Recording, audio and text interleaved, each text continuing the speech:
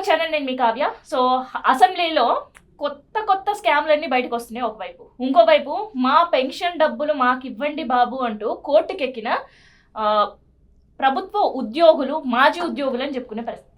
ప్రభుత్వంలో ఉండే ఉద్యోగులు పీఆర్సీ కోసం ఎదురుచూపు. సో ఒక గందరగోళ పరిస్థితి తెలంగాణ ఉద్యోగుల్లో ఉంది. సో ఇదే విషయం పైన మాట్లాడదాం. ప్రజెంట్ మంత్రుడు కేఎస్ ప్రసాద్ గారు. సార్ నమస్తే. సార్, ఏంటి ఈ ఉద్యోగుల పరిస్థితి? ఒక పక్క ఉద్యోగం చేసే ప్రభుత్వ ఉద్యోగులకు అదే టెన్షన్. ఉద్యోగం విరమణ అయిపోయిన తర్వాత బెనిఫిట్స్ రాలేవని వాళ్ళు ఏకంగా కోర్టుకి వెళ్ళిన పరిస్థితి. ఇక్కడ నీకు సింపుల్ లాజిక్ ఉంటుందమ్మా. ప్రభుత్వం ఒక కార్యాచరణ టువర్డ్స్ అడ్మినిస్ట్రేషన్ అన్నది ఒక ఆర్టికులేటెడ్ ఫామ్లో కనుకుంటే it's a matter of fact. అనుభవ రాహిత్యంతో ఉన్న రేవంత్ రెడ్డి గారు ఎప్పుడైతే ఒక ముఖ్యమంత్రి పదవిని అలంకరించారో ఆయనకి ఒక సెట్ బ్యాక్ ఏంటంటే Bhatti Vikramarka garu and as well as Duddilla Sridhar Babu garu తప్ప ఇంకెవడు పనికొచ్చిన వాళ్ళు లేరు. అదేంటి మీరు ఎలా అంటారు? మునుగోడు ఎమ్మెల్యే ఉన్నారు, చాలా అవన్నీ ఉత్సవ విగ్రహాలమ్మా. ప్లీజ్ ఒక జాగ్రత్తగా విను. ఇందులో ఒక మనకి ఒక క్రిటికాలిటీ ఎక్కడ ఉంటుందంటే, ఒక అనుభవజ్ఞుడైన ముఖ్యమంత్రికి అనుభవం ఉన్న మంత్రులు. ఇక్కడ మనకి వైస్ వర్స ఏంటంటే అనుభవం లేని ముఖ్యమంత్రికి కాస్త అనుభవం ఉన్న మంత్రులు. కాస్త అనుభవం నీకు మళ్ళీ చెప్తున్నా. ఇప్పుడు ఉదాహరణకి గత ప్రభుత్వంలో ఇప్పుడు కోట్ల విజయభాస్కర్ రెడ్డి గారి క్యాబినెట్లు కానీ, లేదా రోసయ్య గారి క్యాబినెట్లు, లేదంటే చంద్రబాబు మన రాజశేఖర రెడ్డి గారి క్యాబినెట్, లేదా చెన్నారెడ్డి, ఇందులో రోసయ్య గారు లాంటి వాళ్ళు ఒక క్రిటికల్ రోల్స్ ని ప్లే చేసిన మహానుభావులు ఉండేవారు. సో ఇక్కడ మీకు అలాంటి రోల్ ప్లే చేసేవాడు ఎవరు కనబడట్లే. సో దానికి తోడు ఈ అనుభవం రాయించింది ఏంటంటే అలవాటు బ్యాచ్. ఈ అలవాడితో ఏం చేస్తాడంటే ప్రతిదాన్ని వెళ్ళి పోపుల తపేలా ఛానల్లోకి ఇచ్చిన ఇంటర్వ్యూలో పోపుల డబ్బాలో చూడు, అమ్మ ఈ రోజు దీంట్లో ఏంటి శనపప్పు డబ్బాలో పెడితే రెండో రోజు ఏమో దాన్ని ఇంకోటి ఏమంటారు మెంతుల డబ్బాలో పెట్టినట్టు అలా మార్చేసి వేసేయడం అనుకున్నాడు ఆయన.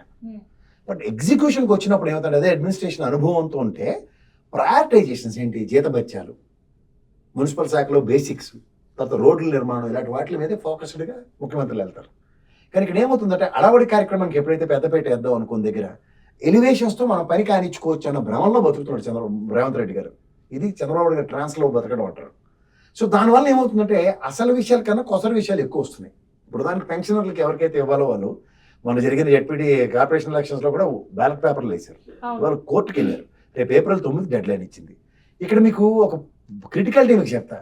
9,000 కోట్లు ఆర్బీఐ దగ్గర నుంచి రైతులకు సంబంధించింది డ్రా చేసి పెట్టుకున్నారు. 3 దఫాలు వేసి రెండో దఫా ఇంకా 3వ దఫా ఉంది. అవును, 3,200 కోట్లు వేశారు. ఇక్కడ 9,000 కోట్లకే 3,200 కోట్లు తడుగుకుంటున్నారు. ఇది లాస్ట్ది నెక్స్ట్ ఏప్రిల్కి ఎప్పుడో ఎక్స్టెండ్ అయింది. సో అలా మీరు ఏ పథకంకి తీసుకున్నా సరే డబ్బులు అన్నవి వీళ్ళ దగ్గర లేనప్పుడు ఒక తాత్సారం అనే ఒక ఆట ఆడుతున్నారు. సరే, ఇక్కడ రిటైర్మెంట్ సంబంధించి ఎవ్రీ 6 monthsకి రిటైర్ అవుతూనే ఉన్నారు, వాళ్ళ సంఖ్య పెరుగుతూనే ఉంది. కానీ ప్రభుత్వం వాళ్ళకి ఇవ్వాల్సిన బెనిఫిట్స్ సంఖ్య మాత్రం పెరగదు. ఇది నాకు తెలిసి ఓన్లీ 86 మందికి ఇచ్చి 2,000 కోట్ల రూపాయలు చేతులు దులుపుకున్న ఉదాహరణ. ఇక్కడ అది కూడా మళ్ళీ ఏంటి, ఎవరు లంచాలు ఇస్తున్నాడు వాళ్ళకే ఇస్తున్నారు. ఇక్కడ పెద్ద ప్రాబ్లం ఏంటంటే, సరే రిటైర్మెంట్ ఉద్యోగులను వేధించే కార్యక్రమం బీఆర్ఎస్ ప్రభుత్వం నుంచి స్టార్ట్ అయింది అనుకోవచ్చా? ఎందుకంటే అప్పుడు కూడా రిటైర్మెంట్ బెనిఫిట్స్ ఇవ్వలేకనే వాళ్ళు వయో పరిమితి పెంచిన దుస్థితి. నేను ఒకటే చెప్తానమ్మా, ఇప్పుడు వయో పరిమితులు పెంచారన్నావు, శభాష్, వెరీ గుడ్. వాళ్ళు ఏం లాగింగ్ లేదు కదా. ఇల్లు పెంచమను, ఇంకో 2 ఏళ్ళు చూద్దాం. ఇంకెక్కడ సార్, ఇంకా ప్రభుత్వ ఉద్యోగులు కూర్చోవాలా? నీ దగ్గర లేనప్పుడు ఒక ప్లాన్ ఆఫ్ యాక్షన్ ఎగ్జిక్యూట్ చేసావు. ఉద్యోగ సంఘాలు ఒప్పుకోబట్టే కదా 62 ఏళ్ళు వస్తుంది. ఒప్పుకోబోతే ఆవిడ కన్విన్స్ చేయలేకపోతే కదా. ఇప్పుడు 2 ఏళ్ల బృహత్తర కార్యక్రమం గత ప్రభుత్వం తీసుకోబట్టే కదా 2 ఏళ్ళు ఎక్స్క్యూజ్ తీసుకుంది. అది ఒప్పుకుందాం మనం. 2 ఏళ్ళు ఎవరైపోయింది ఒప్పుకుందాం. అది 2 ఏళ్ళకి ఒక బృహత్తర కార్యక్రమం వల్ల సక్సెస్ మాడ్యూల్ కనబడింది. ఈ ప్రభుత్వంకి 2 ఏళ్ళ బ్యాక్లాగ్ ని సెట్ చేయడానికి ఆల్టర్నేటివ్ ఏది? మళ్ళీ వయో పరిమితి. అక్కడ తిరిగి మళ్ళీ అక్కడికే వస్తుంది. ఇప్పుడు నీకు ఒకటి, ఈ ప్రభుత్వం ఐపీ పెట్టి ఉద్దేశంలో ఉందా? అంటే అది ఒక క్రిటికల్ మనీ, పిఎఫ్, గ్రాట్యుటీ లాంటివన్నీ ప్రభుత్వం నుంచి ఇవ్వాల్సిందే కదా. గ్రాట్యుటీ అనేది ప్రభుత్వం ఇస్తుంది. పిఎఫ్ కన్సాలిడేటెడ్గా మనం ఎవ్రీ మంత్ శాలరీ నుంచి డైరెక్ట్లీ డిపాజిట్ అవుతుంది. అంటే ఆ పిఎఫ్ మీద కూడా లోన్ తీసేసారు వీళ్ళు. ఒకటి గ్రాట్యుటీ ఎగ్గొడుతున్నారు. ఇప్పటికే ఒక విమర్శ, అపవాద ప్రభుత్వం పైన ఉంది. తెచ్చిన రైతుల కోసం 9,000 కోట్ల రూపాయలు అని, దాంట్లో 3,000 కోట్లు ఇప్పుడు నిన్న నిధులు విడుదల చేశారని. ఇప్పుడు మీరు కొత్త ట్విస్ట్ చెప్తున్నారు ఏంటంటే ప్రభుత్వ ఉద్యోగుల డబ్బులు కూడా. లేకపోతే ఇప్పుడు ఈ క్రిటికాలిటీ ఎక్కడ ఎస్టాబ్లిష్ అవుతుంది? ఇప్పుడు తూతూ మేమే స్టోరీ కాదు కదా. ఇప్పుడు 2 ఏళ్ల క్రితం ఎక్స్టెండ్ చేశారు ఆయన, కేసీఆర్ గవర్నమెంట్ ఎక్స్టెండ్ చేసింది. మరి అట్లీస్ట్ 2 ఏళ్ళకి ప్రభుత్వ పరంగా కార్యాచరణ కావాలి కదా. ప్రిన్సిపల్ సెక్రటరీ ఫైనాన్స్ గుడ్డుకోవడానికి పాల్పడుతున్నాడా? కాదు, కోర్టు ఒక డెడ్ లైన్ నువ్వు- ఇచ్చిన తర్వాతనైనా చెల్లించే పరిస్థితిలో ప్రభుత్వం ఉందా? ఖజానా ఖాళీ కోర్టుకి వెళ్ళారంటే ఐపీ పెట్టడానికి అడ్వాంటేజ్ ఉంటుంది. మరి నిజంగా డబ్బులు వేసుకొని చేతులు ఎత్తిస్తారు, ఇంకేం ఆల్రెడీ చేస్తారు? వాళ్ళ సీతక్క అసెంబ్లీలో ఒక మాట చెప్పారు. ఆ. 6 గ్యారెంటీల గురించి ప్రైవేట్ బిల్లు పెడతామంటారు, ఇచ్చిండ్రా ఇయ్యలేదా అని ఇన్ని ప్రశ్నలు వేస్తున్నారు. ఆర్థికంగా సంక్షోభంలో ఉన్నాం, నెమ్మదిగా చేస్తామని. మరి 57,000 కోట్లు ఇచ్చామని చెప్పింది కదా ఆవిడే, దాన్ని ఏమనాలి? సో ఈ ఆడవాళ్ళకి స్టేట్మెంట్ 57,000 కోట్లు ఇచ్చానండి. ఈ స్టేట్మెంట్ ఉద్యోగులకు కూడా వర్తిస్తుంది అనుకోవచ్చా? ఉద్యోగులకు వర్తించడం కాదు, అలాగే పుట్టి ములిపోయి ఉన్నారు వాళ్ళు. ఇప్పుడు ప్రాబ్లం ఏంటంటే హైపోథికల్ ఈక్వేషన్స్ లో ప్రభుత్వం నుంచి ఇచ్చే గ్రాట్యుటీ లేదా రిటైర్మెంట్ బెనిఫిట్స్ ఏవైతే ఉంటాయో కన్సల్టేట్ గా కార్పస్ ఫండ్ లో ఉంటాయి. అవి ఆ కార్పస్ ఫండ్ డబ్బులు డ్రా చేశారని అర్థం కదా ప్రభుత్వాలు. ఎవడ ఎక్స్క్యూజ్ లేదు దీంట్లో. సరే, గత ప్రభుత్వం తీసుకున్న దానికి 2 years ఎక్స్టెన్షన్ తీసుకుంది. ఈ 2 years లో రీప్లేస్మెంట్ ప్రభుత్వ పరంగా పథకం ఇది. ఇప్పుడు బ్యాంక్ లో లోన్ తీసుకున్నావు తల్లి, ఏదో ఇల్లు కొదవ పెట్టి 2 ఏళ్ళలో తీర్చకపోతే ఇల్లు జప్తు చేస్తారంటే 2 ఏళ్ళకి నీ దగ్గర కార్యాచరణ ఉండాలి కదా. నేను ఓటీ చేస్తాను, లేదా రాత్రి ట్యాక్సీ దొక్కుతాను, లేదంటే ట్యూషన్లు చెప్తాను పిల్లలకి, ఈ డబ్బులతో నేను తీర్చుకుందాం అన్న ప్రణాళిక నీ దగ్గర ఉండాలి కదా. అది గత ప్రభుత్వం దగ్గర ఉండబట్టే కదా 2 years ఎక్స్టెన్షన్ తీసుకున్నారు. దానికి అనుకుందాం. ఎప్పుడు మంత్రులు ఉన్నా ముఖ్యమంత్రి ఒకటే స్టేట్మెంట్, ఆ. అప్పుల తెలంగాణలో మా చేతిలో పెట్టిర్రు అనేది. పెట్టారమ్మా శబాస్, నేను కాదన్ను. అప్పులు తెలంగాణకి అప్పులు తీర్చడం. ఇప్పుడు నీకు జీతం ఎంత ఉంటుందో దానికి తగ్గట్టే అప్పు ఇస్తారు కదా ఎవరైనా. అలా రాష్ట్ర ఆదాయ వనరులు ఏది ఉన్నాయో అది చూసే కదా గత ప్రభుత్వానికి అప్పు ఇచ్చారు. ఈ ఆదాయ వనరులు ఎంతకన్నా పెంచే కార్యక్రమం ఇదే ఏదైనా అడుగుతున్నా. ఈ ఆదాయ వనరులు పెంచే కార్యక్రమం లేనప్పుడు దీనికి తగ్గట్టుగా అప్పులు కట్టుకుంటున్నారు.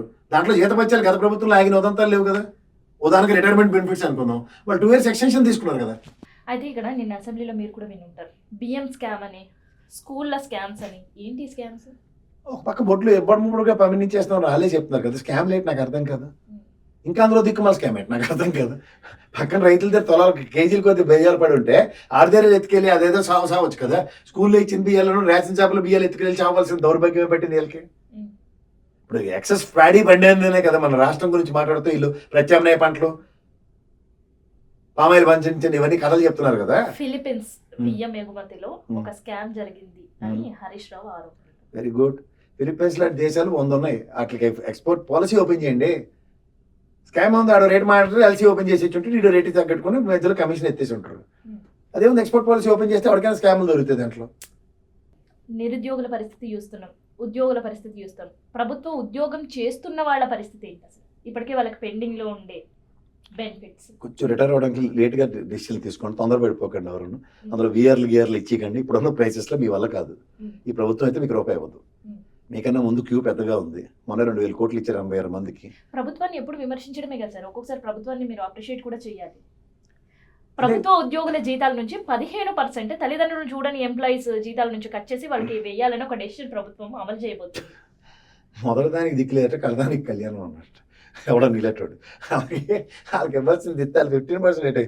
ఆ రిటైర్ అయిన వాళ్ళు 50% తల్లిదండ్రులకి ఇద్దాం అన్న వాళ్ళు చాలా మంది ఉంటారు. రిటైర్మెంట్ కాదు, ప్రజెంట్ ఉద్యోగం చేస్తున్న ప్రభుత్వ ఉద్యోగులకు సంబంధించి డెసిషన్ చాలా మంచిదే. ఈ రోజు ఏదో ఉన్న పోలీస్ వ్యవస్థకు ఉన్న తలకాయ నొప్పులకి ఇవి కూడా పెడతారన్నమాట. ముందు ఎవడో వెళ్ళి పోలీస్ స్టేషన్లో కంప్లైంట్ ఇస్తారు మా అబ్బాయి నన్ను చూడలేదని, వాళ్ళకి సత్వరం న్యాయం చేయమను. తర్వాత గవర్నమెంట్ పరంగా పాలసీలు తీసుకోవచ్చు. Thank you.